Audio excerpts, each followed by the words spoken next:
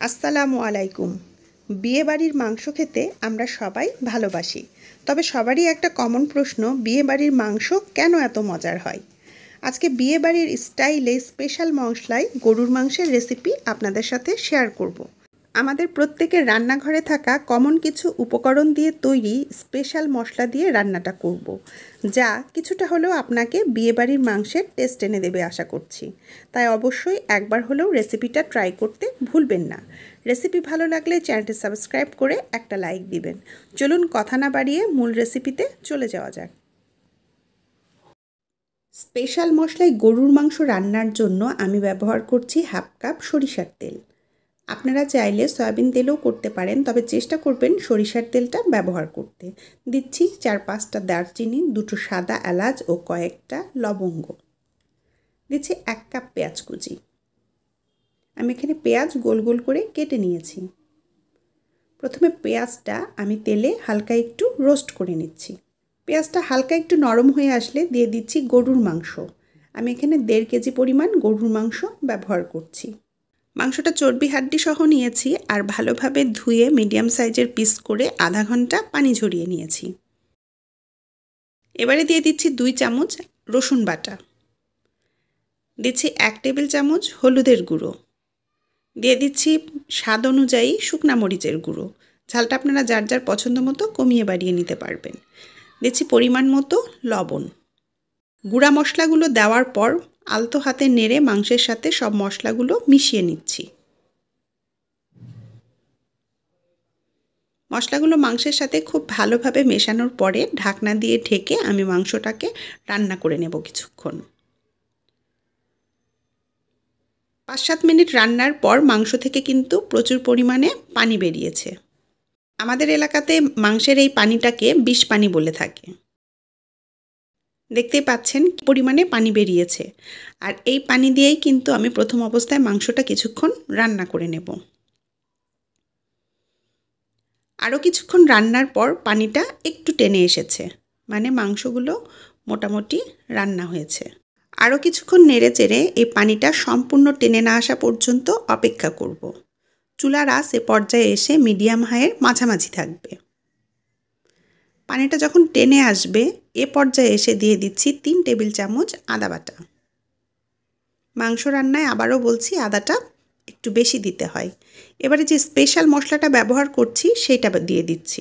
চলুন দেখে নিই স্পেশাল মশলায় আমি কি ব্যবহার করেছি। এখানে নিয়েছি 2 টেবিল চামচ আস্ত জিরা, 1 টেবিল চামচ কালো গোলমরিচ, 6-7টা সাদা এলাচ, 5-6টা আস্ত শুকনা মরিচ, আর নিয়েছি 3 টেবিল চামচ আস্ত ধনিয়া আর 2টো কালো এলাচ।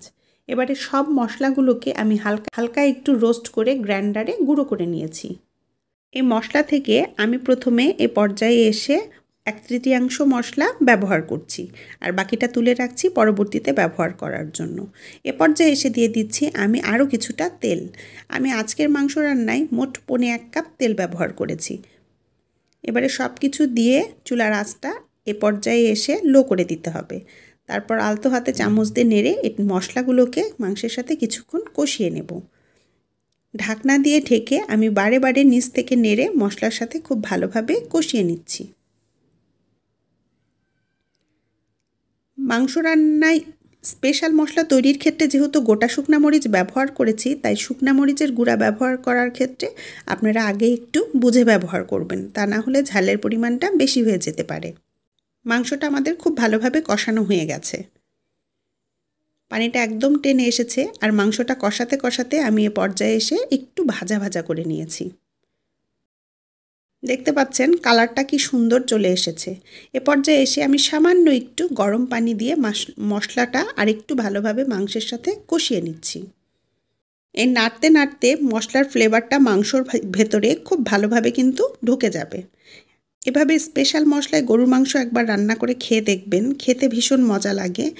সাদা ভাত, রুটি, পরোটা, পোলাওয়ের সাথে অসাধারণ লাগবে।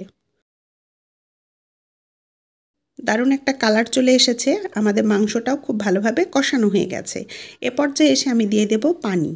আপনার মাংস রান্নায় কতটুকু ঝোল রাখতে চান তার উপর নির্ভর করে পানি ব্যবহার করবেন, তবে মাংস রান্নায় অবশ্যই আপনাকে গরম পানি ব্যবহার করতে হবে।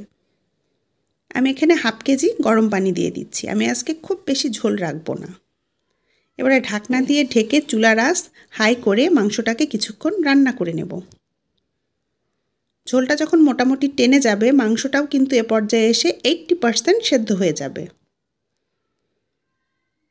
এ পর্যায়ে এসে চুলার আঁচটাকে মিডিয়াম করে দিচ্ছি।